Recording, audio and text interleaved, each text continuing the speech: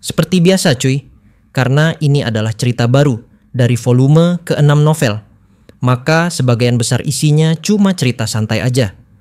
Oleh karena itu, supaya durasi videonya bisa sampai 30 menit biar cepet beres ngomong-ngomongnya, maka gambar di dalam video ini dikurangi.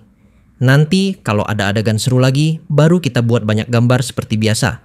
So, tanpa berlama-lama, mari kita mulai cerita dari volume ke-6-nya. Begitu tiba di halaman bengkel alkimia kerajaan, Rio langsung menaiki anak tangga besar menuju pintu utama. Udara di sekitar bangunan itu dipenuhi aroma logam panas dan sihir pekat yang seolah menempel di kulit. Di antara uap putih yang keluar dari celah dinding, siluet para alkemis tampak bergerak cepat, membawa gulungan kertas dan bahan percobaan.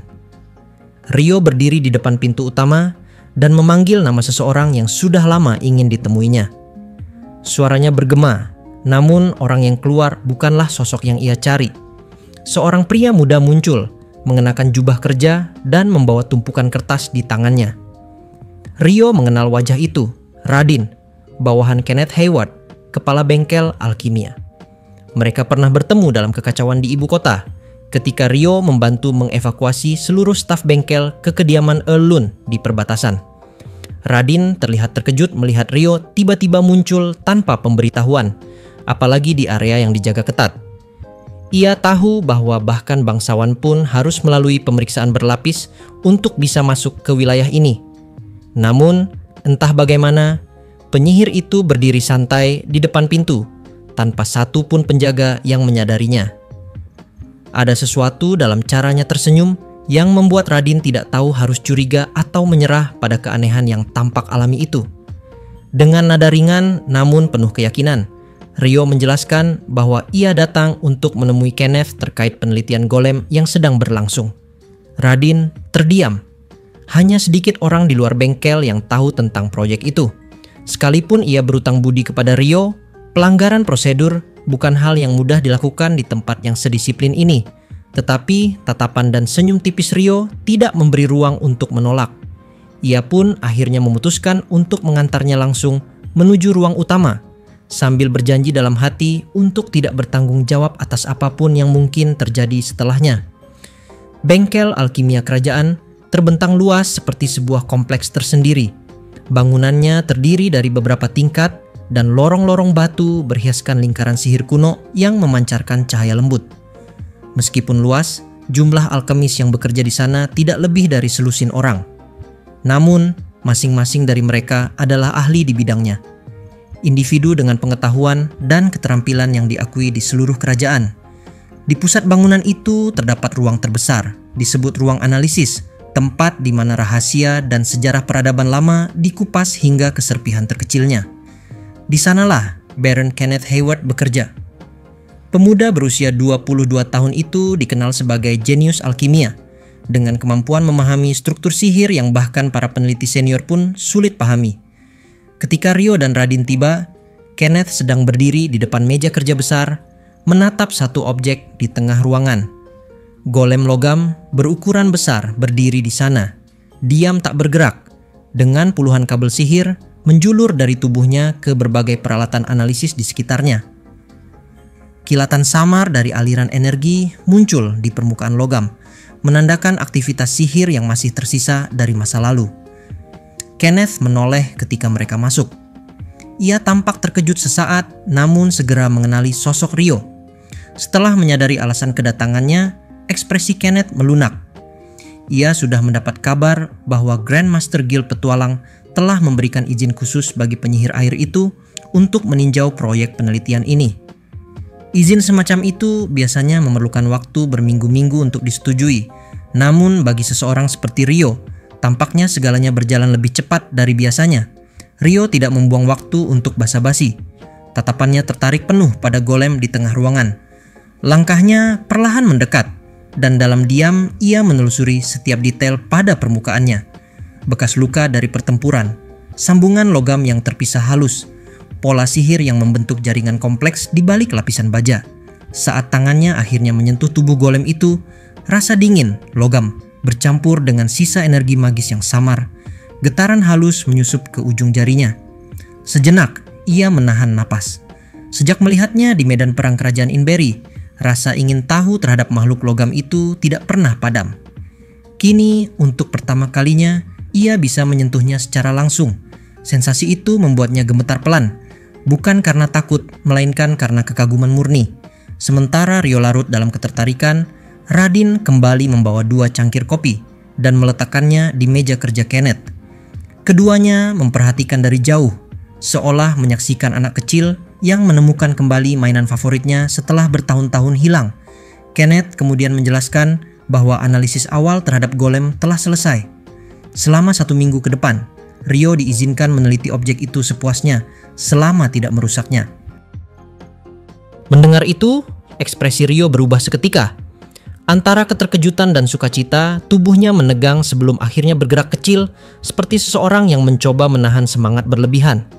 Dalam diam, Kenneth hanya tersenyum tipis, menyadari bahwa rasa ingin tahu yang begitu tulus adalah alasan mengapa orang seperti Rio selalu bergerak di luar jalur kebanyakan. Radin yang menyesap kopi sambil memperhatikan dari sudut ruangan baru menyadari satu hal hari itu.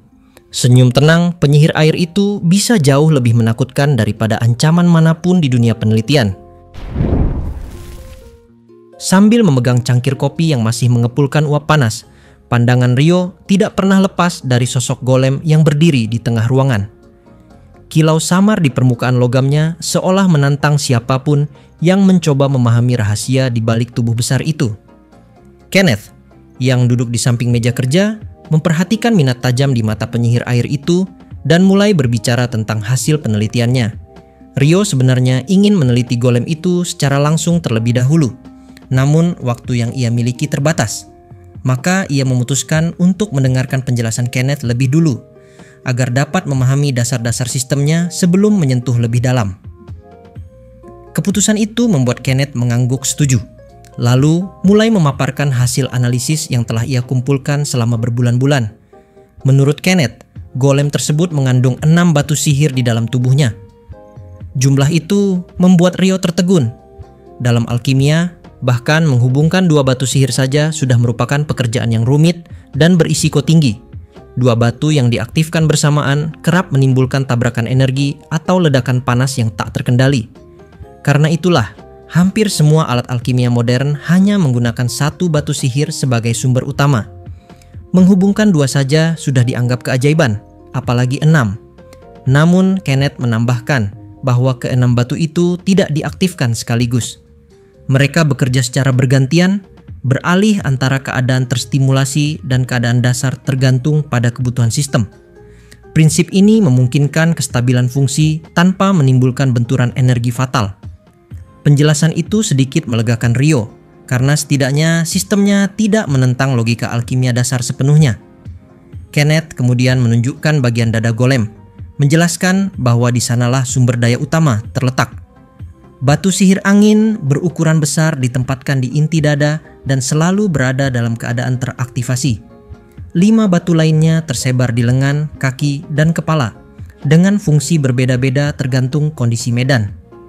Dari analisis formula sihir yang terukir di permukaan logamnya, Kenneth menduga ada 3 batu sihir yang dapat diaktifkan secara paralel pada saat yang sama, kemampuan yang jauh melampaui praktik umum alkimia modern. Rio hanya bisa mengagumi hasil kerja seperti itu. Baginya, hal ini berada di luar batas pemahaman yang ia miliki saat ini. Siapapun pembuatnya, orang itu pastilah seorang jenius sejati.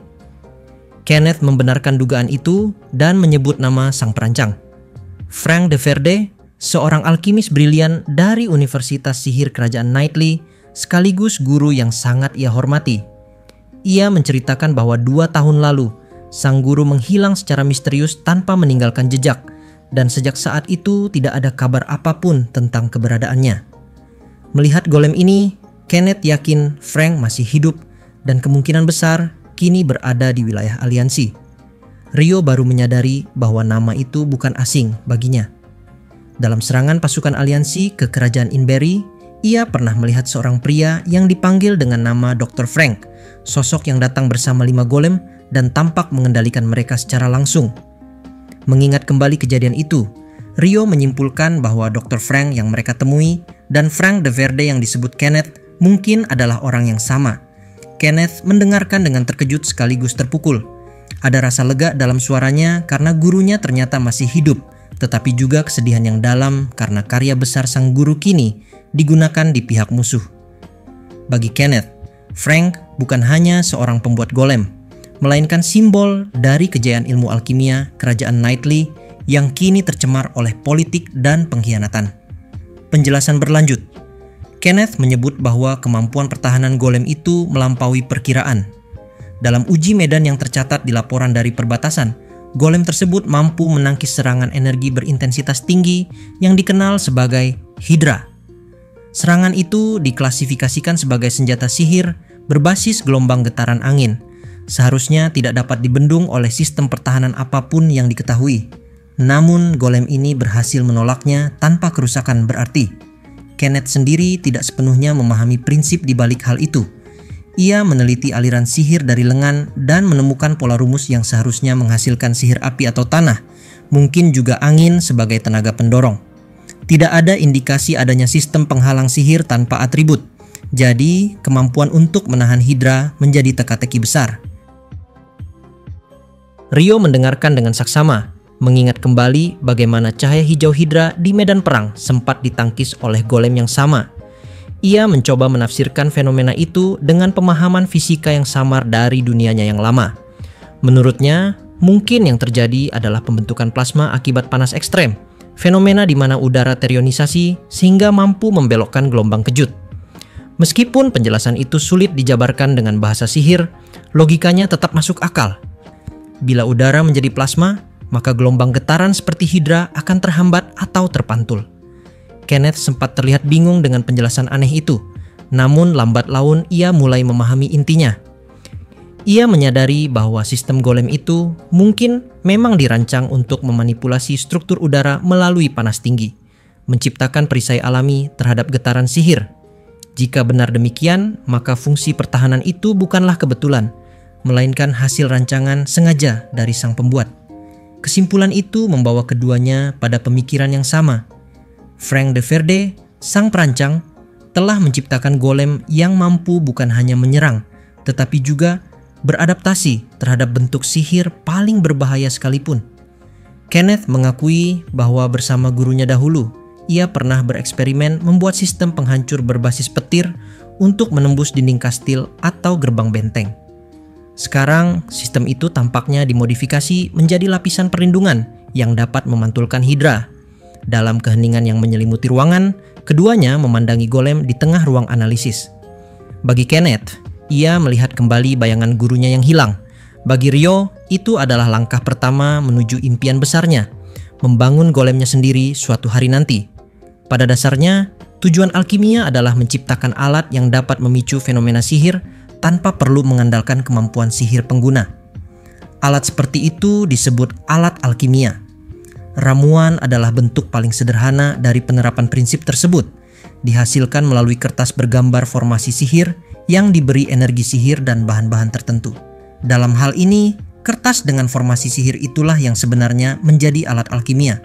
Sementara proses pembuatan ramuan hanyalah tahap awal dari ilmu yang lebih luas.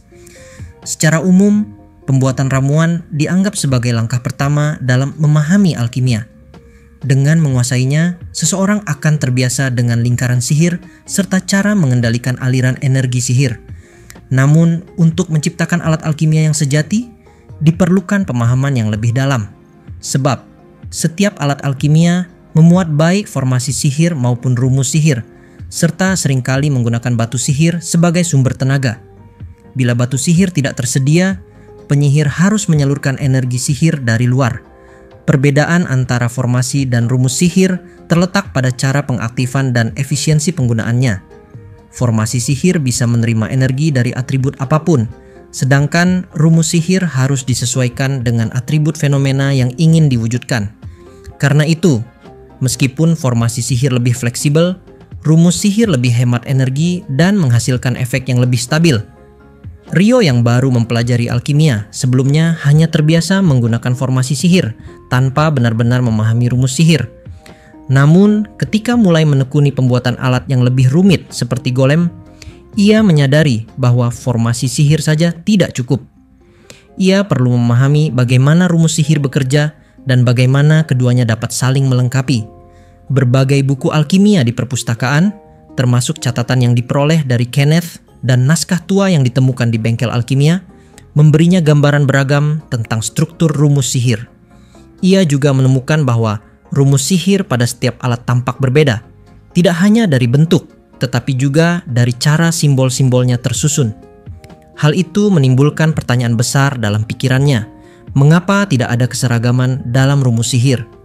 Kenneth menjelaskan bahwa setiap alkemis menulis rumus sihir dengan caranya sendiri. Rumus sihir dianggap sebagai bahasa pribadi. Setiap orang menciptakan versinya sendiri untuk memicu fenomena yang diinginkan. Ada yang menyebut proses itu sebagai tindakan menciptakan bahasa baru. Jika ada 100 alkemis, maka akan ada 100 rumus sihir yang berbeda. Rio menyadari betapa beratnya hal itu. Di dunia modern, tempat asalnya mungkin setara dengan menciptakan bahasa pemrograman dari nol dan menjalankan ribuan percobaan hanya untuk menghasilkan satu perintah yang berhasil.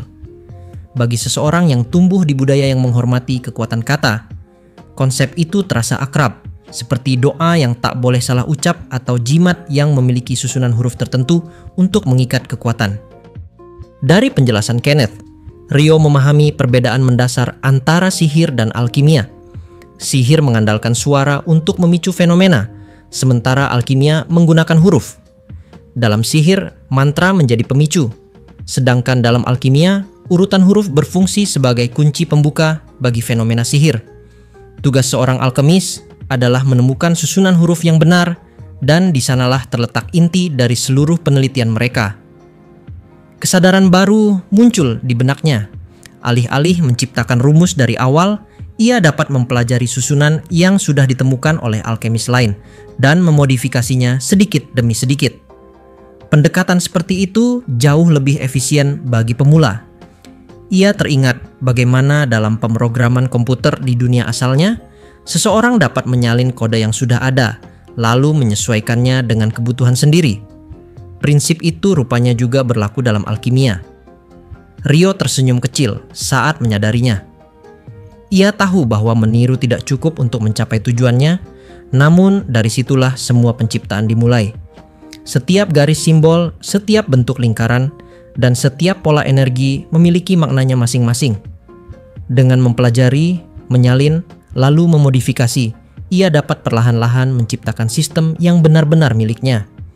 Kini, setelah mendapat izin untuk mengakses seluruh catatan tentang pembuatan golem di bengkel Kenneth, termasuk dokumen yang ditinggalkan oleh alkemis legendaris Frank de Verde, Rio merasa langkah pertamanya menuju cita-cita besar akhirnya dimulai. Hari ketika Rio dan Abel tiba di ibu kota Crystal Palace, masing-masing langsung menempuh jalannya sendiri. Rio segera menuju bengkel alkimia kerajaan, sementara Abel menyelesaikan berbagai tugas yang diberikan oleh Lord Lun di perbatasan. Sebagai petualang ikhlas, tanggung jawab semacam itu memang tak bisa dihindari. Setelah menyelesaikan semua tugas pada malam hari, Abel meninggalkan kediaman Count Lun dan berjalan beberapa saat sebelum memasuki sebuah bangunan lain, Institut Sihir Kerajaan yang juga dikenal sebagai kediaman Ilarion. Namun, kali ini ia tidak langsung menuju ruang kerja Ilarion di lantai atas, melainkan menuruni tangga ke laboratorium eksperimen khusus Ilarion, area yang biasanya terlarang bagi siapapun.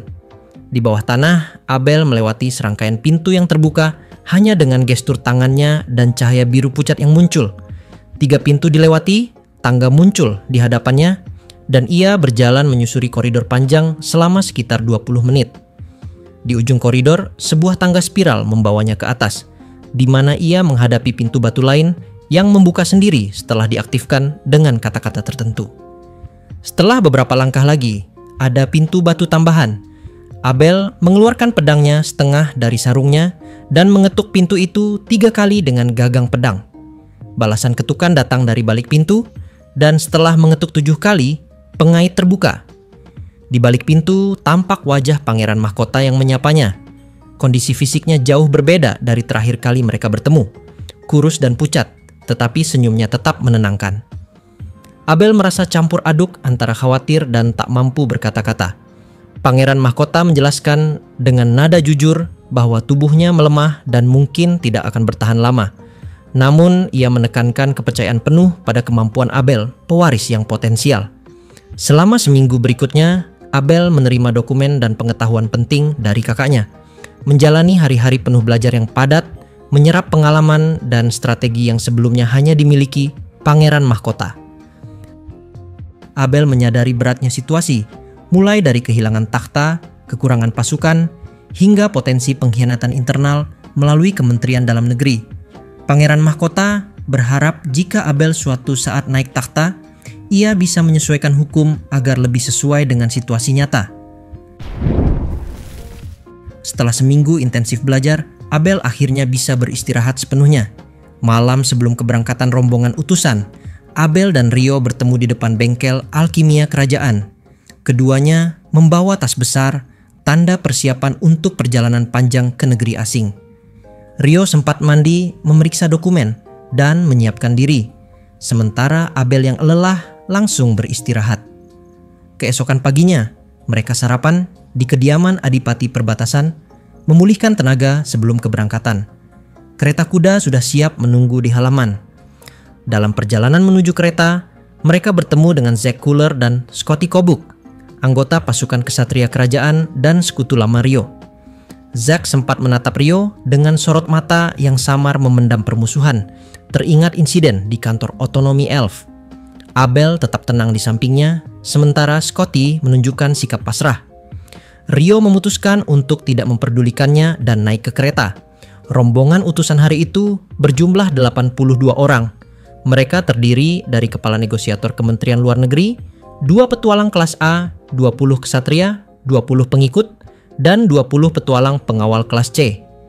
Dengan itu, rombongan meninggalkan ibu kota, memulai perjalanan panjang yang penuh ketidakpastian, bahaya, dan kemungkinan pertemuan tak terduga di masa depan.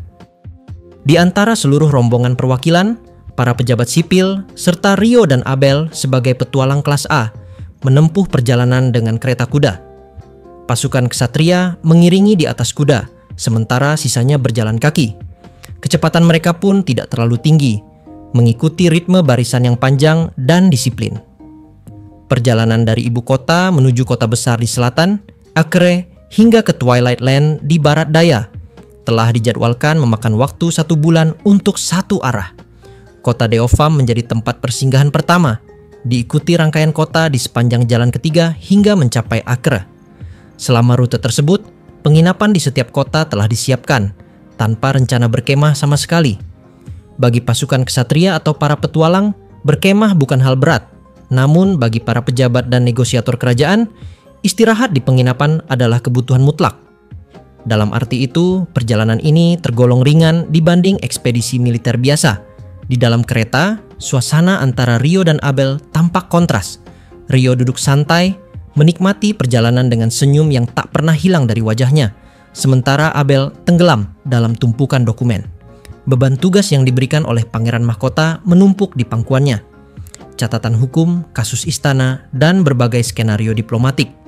Ia tampak lesu, matanya menelusuri kalimat demi kalimat tentang keluarga bangsawan yang dijatuhi hukuman, konflik di lingkungan istana, dan peristiwa berdarah yang dijadikan studi hukum. Setiap halaman terasa berat, seolah mewakili tanggung jawab seorang penerus tahta. Rio sesekali memperhatikan Abel dengan rasa kagum sekaligus heran. Baginya, keuletan Abel menghadapi tumpukan masalah kerajaan tak ubahnya pertempuran tanpa pedang. Ia sendiri lebih memilih memusatkan perhatian pada dokumen golem yang dibawanya, mencatat sesuatu dengan wajah tenang dan ekspresi antusias, seperti anak kecil menemukan teka-teki baru. Meski sama-sama dikelilingi kertas, suasana keduanya berbeda total. Di sisi Abel terasa tegang dan serius, sedangkan di sisi Rio ada ketenangan dan rasa ingin tahu yang tak pernah padam. Menjelang sore, sebelum matahari benar-benar condong ke barat, rombongan utusan tiba di Deopham. Kota itu menyambut mereka dengan hiruk-pikuk khas daerah perbatasan, suara roda kereta di jalan batu, sorak penduduk yang berdiri di tepi jalan, dan aroma masakan penginapan yang menyebar bersama angin senja. Bagi Rio, Deopham bukan tempat asing. Ia masih mengingat jelas penginapan di kota itu. bangunan besar dengan pemandian luas dan pelayanan mewah. Saat langkahnya berhenti di depan pintu utama, kenangan perjalanan sebelumnya terlintas cepat dalam pikirannya, termasuk peristiwa yang membuatnya kehilangan satu lengan. Namun, kali ini suasananya berbeda. Deofarm menjadi tempat persinggahan resmi rombongan duta kerajaan. Seluruh penginapan telah dipesan untuk mereka. Meskipun tampak tenang di luar, Abel terlihat kelelahan. Sepanjang hari ia menulis, membaca, dan meninjau ulang laporan. Saat akhirnya turun dari kereta, matanya menatap kosong ke arah bangunan, seolah pikirannya masih tertinggal di dalam dokumen. Sore itu, di tengah kesibukan para pengawal dan pelayan yang menurunkan barang, Rio baru mengetahui bahwa malam ini mereka harus menghadiri makan malam resmi bersama kepala negosiator kerajaan. Nama sang negosiator disebutkan sebagai putra kedua dari keluarga bangsawan besar Hope Marquis, seorang diplomat muda yang memimpin rombongan ini. Berita itu membuat Rio kehilangan semangat. Bayangan duduk satu meja dengan pejabat tinggi membuat seluruh energinya lenyap begitu saja. Baginya, pertemuan formal bukanlah medan pertempuran yang diinginkan. Namun, undangan resmi tak dapat ditolak. Sementara Abel sudah melangkah masuk ke penginapan bersama rombongan pejabat, Rio tertinggal di belakang dengan langkah berat. Senyum cerah yang sempat menghiasi wajahnya di awal hari kini benar-benar hilang. Ruang makan di penginapan Deofarm terasa hangat oleh cahaya lampu minyak dan aroma makanan yang baru disajikan. Di sanalah Rio dan Abel pertama kali bertemu dengan Ignis Hagrid, sang negosiator yang akan memimpin misi diplomatik mereka menuju Twilight Land. Sosok itu memperkenalkan diri dengan sopan dan tenang, lalu menjabat tangan mereka berdua.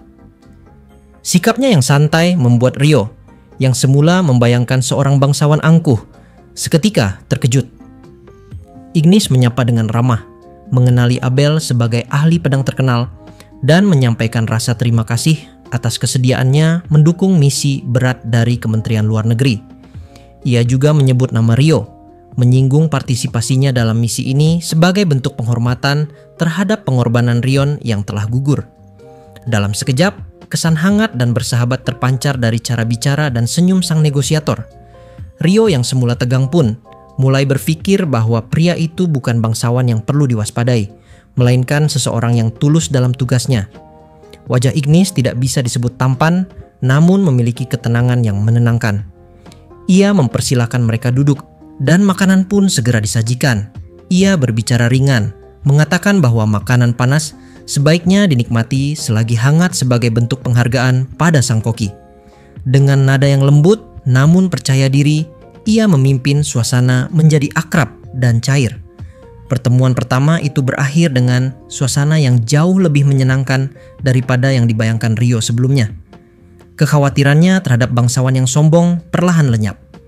Ia menikmati santapan lezat, percakapan ringan yang bersahabat, serta atmosfer yang penuh keanggunan tanpa kesan menekan. Malam itu menegaskan bahwa Ignis Hagrid adalah sosok yang mampu memadukan kecerdasan diplomatik dengan kehangatan manusiawi. Setelah pertemuan itu, Abel sempat menjelaskan bahwa Ignis adalah putra kedua dari keluarga bangsawan besar Hope Marquis. Meskipun ayahnya menjauh dari politik istana, wilayah kekuasaan keluarga itu dikenal makmur. Pajak yang ringan, perdagangan yang berkembang pesat, dan keamanan yang terjaga membuat wilayah mereka menjadi contoh bagi banyak bangsawan lain. Semula daerah itu terkenal karena pertaniannya. Namun kini, di bawah kepemimpinan keluarga Hope, perdagangan mereka juga tumbuh luar biasa. Abel bahkan mengaku ingin suatu hari berkunjung ke wilayah tersebut. Rio sempat bertanya-tanya mengapa mereka tidak menghadiri upacara pembentukan perwakilan di ibu kota. Saat itu ia sendiri tengah tenggelam di bengkel alkimia, sementara Abel disibukkan kuliah intensif bersama Pangeran Mahkota. Rupanya, keputusan untuk tidak hadir di upacara itu memang disengaja. Grandmaster dan sang Pangeran Mahkota menilai kehadiran mereka, terutama Abel yang memiliki latar belakang bangsawan, berisiko menimbulkan perhatian tak diinginkan dari kalangan istana. Maka, keduanya ditetapkan hanya sebagai petualang yang mewakili kekuatan tempur dalam misi diplomatik ini. Malam itu ditutup dengan tawa ringan dan kelegaan. Bagi Rio, yang awalnya mengira perjalanan diplomatik ini akan penuh formalitas membosankan, ternyata awalnya justru menyenangkan. Keesokan paginya, halaman penginapan Deopham dipenuhi suara logam beradu dan langkah berat para prajurit yang berlatih. Ksatria dan petualang sama-sama mengasah kemampuan mereka. Di antara mereka, Zack Cooler, anggota pasukan ksatria kerajaan, berlatih dengan semangat luar biasa. Abel yang memperhatikannya dari sisi lapangan menyadari bahwa keseriusan Zack jauh berbeda dari sebelumnya. Ada tekad baru dalam setiap ayunan pedangnya. Tekad yang lahir dari hasrat untuk menjadi seseorang yang pantas berdiri di sisi Sera, sosok yang selama ini hanya bisa ia pandang dari kejauhan. Abel sempat memalingkan wajah, tidak ingin menanggapi lebih jauh. Ia tahu, membicarakan cinta tak terbalas di tengah pelatihan hanya akan mengundang masalah baru, terutama jika Rio sampai terlibat. Beberapa hari kemudian, di dalam kereta kuda yang berguncang lembut di jalan berbatu, Abel mengangkat wajah dari tumpukan dokumen dan menghela napas panjang. Rio yang duduk di seberangnya tersenyum, mengamati ekspresi lelah temannya dengan nada menggoda. Bagi Abel, tugas-tugas diplomatik dan pelajaran politik yang harus ia selesaikan di perjalanan benar-benar melelahkan. Namun, bagi Rio, membaca dan menulis laporan penelitian terasa seperti hiburan.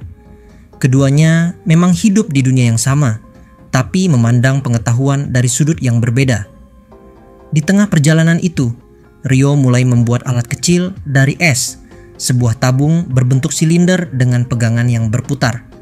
Dengan sihir air, ia membentuk penggiling kopi sederhana. Abel hanya bisa memperhatikan dengan heran ketika Rio memindahkan bubuk kopi ke tabung es lain, lalu menuangkan air panas ke dalamnya.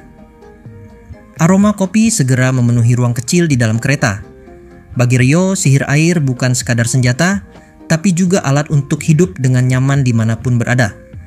Dengan senyum puas, ia menjelaskan bahwa asalkan membawa biji kopi yang sudah disangrai, ia bisa menikmati kopi segar kapan saja, bahkan di tengah perjalanan diplomatik. Abel, yang biasanya hanya bisa menggelengkan kepala terhadap tingkahnya, kali ini benar-benar kagum. Sambil menunggu kopi siap, percakapan mereka bergeser ke arah yang lebih dalam. Abel yang kelelahan dengan tugasnya, tiba-tiba mempertanyakan alasan keberadaan keluarga kerajaan itu sendiri. Rio menjawab dengan pemikiran yang tak biasa. Ia menjelaskan bahwa manusia sulit untuk menaruh kesetiaan pada hal-hal abstrak seperti negara atau organisasi. Karena itu, mereka membutuhkan sosok nyata, seorang simbol yang mewakili keberadaan dan cita-cita bersama. Rio menegaskan bahwa seorang raja atau keluarga kerajaan bukan sekadar penguasa, melainkan simbol yang menyatukan rakyat. Ia mengingatkan bahwa dalam sejarah dunia, banyak pemimpin besar yang berhasil menahan perpecahan hanya karena kehadiran mereka sebagai lambang persatuan. Namun, begitu simbol itu hilang, segala konflik yang terpendam muncul kembali dan menghancurkan negara dari dalam. Ia membandingkannya dengan dunia yang pernah ia kenal, di mana negara besar mampu bertahan berabad-abad karena menghormati simbol yang mereka ciptakan sendiri. Dalam sistem itu, raja tidak selalu harus unggul atau sempurna. Ia hanya perlu dikelilingi oleh orang-orang yang bijak dan mampu bekerja untuknya. Rio menyimpulkan bahwa menjadi simbol berarti kehilangan sebagian besar kebebasan pribadi. Raja pada akhirnya adalah lambang yang hidup, seseorang yang memikul kesetiaan rakyat, bukan kebahagiaan dirinya sendiri. Abel mendengarkan dengan tenang. Ada sesuatu dalam kata-kata itu yang terasa tajam, seolah menyentuh inti dari takdir yang tidak bisa ia hindari. Ketika jam pasir es buatan Rio menandakan waktu seduh telah usai, percakapan pun mereda. Rio menuangkan kopi ke dalam cangkir es yang tidak dingin, dan aroma kopi kona mengisi udara di dalam kereta. Abel menerimanya dengan senyum lelah, namun tulus.